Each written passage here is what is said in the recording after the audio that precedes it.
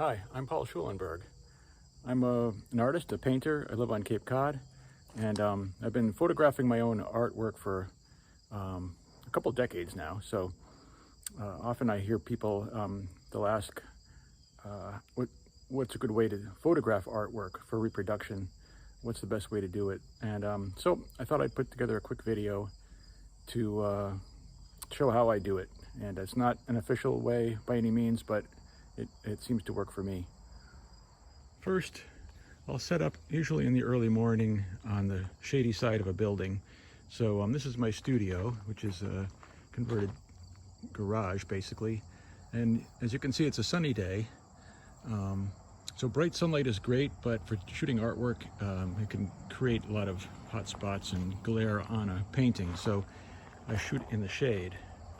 I set up my painting on an easel like this. I happen to be using a Nikon D3200, and I have these little color bars. I used to have color bars. It usually comes as a set with color and also black and white. The color bars got kind of beat up, so now I'm using the black and white ones, and they both work. You can get things like that from B&H Photo, from photo stores. They'll sell you those color scales, which it helps in reproduction when you're doing printing in magazines, etc. And this camera, I don't know, cost several $100s, but I was paying a photographer to shoot my artwork at the time. So since I do a lot of paintings, I figured it would pay for itself pretty quickly, and that's true, it did. All right, I changed the lens on this camera because I prefer this one for shooting the artwork. I wanted to point out that I have a polarizer lens, or filter, polarizer filter on here, which cuts down glare. So that can really help when shooting artwork. If you don't have this type of camera, you can buy a polarizing filter and just hold it in front of another kind of camera, maybe even an iPhone. I don't know. If you have an iPhone, those can take nice photos, but it might be a little harder. But this is very good for cutting down reflection on paint surfaces and spins. And so as you spin it, you'll see the reflections appear and disappear. And what you want to do is take the photo when it disappears. What I usually do is take a photo and move it, take another photo, move it, take another photo. And I take 6 or 7 shots as I'm moving the filter around. Then I can pick out the best one later. So let's take a photo of this painting, and I'll show you how we tweak it in Photoshop. Okay, so here are several photos I took, and I pulled it up in a preview program on Mac. I'm using a Mac, but it works similarly with a PC, I'm sure. So these are slightly different exposures. As I twirl the polarizer filter, and you'll see that exposure is slightly different, and sometimes the color changes slightly. I don't know if you can see, there's like a little bit of a reflection in the brush stroke here. So this one here seems like pretty good color, and the reflection is still there, but I'll just take it anyway. So I make a note, okay, 9878, and I pull it out. This is still on the SD card. I'll pull it out onto my desktop, which is a mess. Open up Adobe Photoshop Elements. Okay, then just drag this over here. Okay, so there's my photo. It looks pretty good, you know, just the way it is. What I do with the, this is kind of a mess over here, but this grayscale, this shows the whitest white is actually pretty, looks a little gray. And this is, the sun is reflecting on this, so that's the whitest part here. But if you go to Enhance, Lighting, Levels, and this is Eyedropper here. So go to the white eyedropper and click on what is supposed to be white. Technically, this white is supposed to be white here, and that will change. This is parallel to this painting here. So this should be more accurately white. I could hit this with reset, and you can see how it turns dark and cooler again. I could try hitting this and this white here with the sun is reflecting on it. It doesn't change it at all. But that is facing the sun because it's kind of bent towards the bright light source. So you have to kind of go with your gut a little bit. You can go here. Oops. Click on the eyedropper, go to the white, and that brightens everything up, and that's supposedly more accurate. You can see this is the dark. Usually the dark level should be somewhere where it starts to rise up here. So slide that. Okay, and that's getting pretty close. So I hit, oops, I don't need that. Okay, so I hit OK. So the color should be okay. Sometimes when I do that, it was taken in the shade. So when I hit the white, that brightens everything up to makes it more closely resemble, being in the sun. And then because it's in the shade, the contrast is kind of low. So I moved up the darks, made it all more contrasty. So that's just closer to a bright light kind of situation.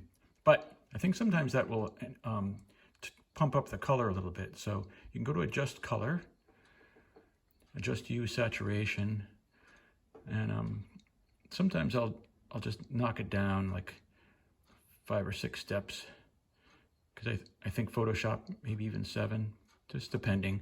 Because I think sometimes Photoshop pumps it up a little bit artificially. So there. Now, one of the things about elements that's really handy is that, see how you have these rulers on the side? View, rulers. If you don't see them, you see there they are. So find your rulers, open them up, grab, just tap on the ruler, and then you can drag these lines down. And you can see when you take a photo, usually it's not very square. I mean, even if you try to be as square as possible, but it usually isn't going to be perfect. So you can see that bottom line is pretty far off. So what you can do is go to the image, transform, skew, and what you have is little handles. There's little squares on the ends here. So I can see this side over here and this side, both are kind of pushed over. So I can grab it in the middle somewhere, if I can find it. Oh, it's up here. And I move it over, and I can see that both sides are much more straightened up, much better. I can grab the corner and move this up, but I want to just move one. I'll move the other one down and sort of average them. Okay, so there. Now that's very important because it's really hard to get your photo all squared up when you're shooting it. So that helps immensely, which you can't really do in other photo programs very easily. So hit OK, and it's all transformed. Then I hit Command deselect or clear guides, and those just disappear. Then I go over here to, these are the cropping tool, and I'll crop this to include the color bars for now. And I try to get as close to the edge. It's still a little off, but this is just demonstration purposes, so that's okay. I'll double click it, and then it's cropped. Then I go to image, rotate left. Okay, so it's coming along. Now I can zoom in here. What's really handy with this elements also is if I want to, now see there's a little bit of reflection there. I can go to this eyedropper. No, this is a rubber stamp tool. And oh, hold on. I have to plug in my external monitor because unless that's plugged in, I don't have the whole thing out on the screen here.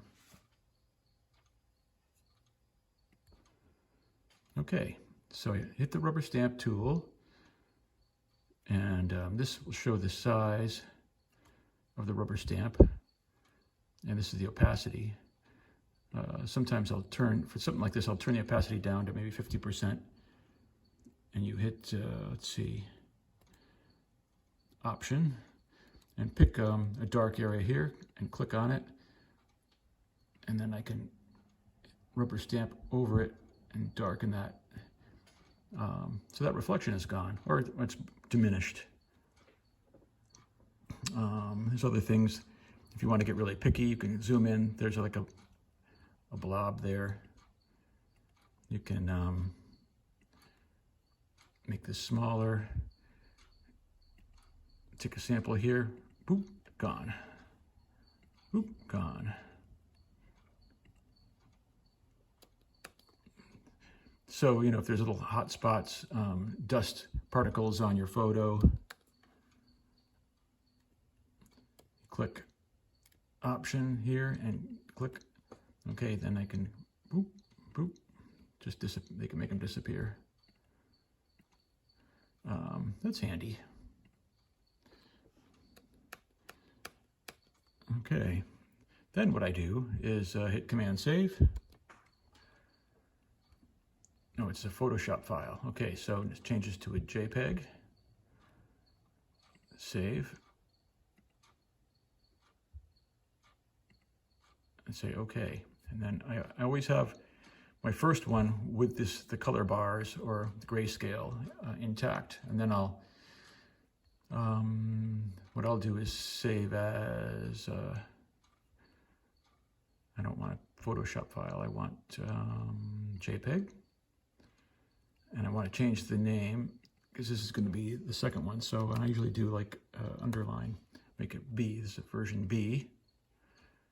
And I do it with this standard save, quality maximum 12. Okay. And then go over to the cropping tool. This pops up. If you go back over here, you can make that go away. And then you highlight the area you want, double click, and there it is. So I have the first version with the grayscale, and I have the second version without the grayscale, just so I have both versions intact. Now I notice there's a little bit of white tape that got into the picture here, and I don't want to reshoot the thing. I'll cheat. I'll go back to my rubber stamp tool, go to 100%, make sure it's big enough. You can see how big it is right there. So I can go Option, click. It's not an important part of the painting, so no one will notice. It's totally cheating, but you know, it'd be all right. This one is a spot there for some reason. So you can't even tell. All right, and there you have it. Another thing you can do is go to Image, Resize, Image Size, and you can pick your resolution. For the web, you can pick 72 dpi. I usually make it 72, and I make the height like 34 inches. Right now it's 300 dpi at 14.843 inches tall. You can pick here your percent, let's see, centimeters, millimeters, points. I can make 72. Right now, the photo is about probably 14 megabytes. And when I change it here, it'll change down to about 3 megabytes. So I usually save a large version for like magazine reproduction, and then a smaller version that I can upload to Facebook or put on the web, etc., etc. So you can see that it gets smaller. I can zoom in again. This is the smaller version, and I'll save that. Excuse me. Save that as like C. That's the third version, at a smaller version. So I have a large version with the grayscale. I have a large version without the grayscale, and I have a smaller version for Facebook, etc., emailing and whatever. You can make an even smaller version too. Sometimes that comes in handy for emailing. And that's pretty much it. So I hope that helped. I've been doing this for years and have my paintings reproduced in magazines and on postcards and all, and it's worked out pretty well for me, and I saved a lot of money doing it myself. Okay, well, thanks for watching, and I hope this helps.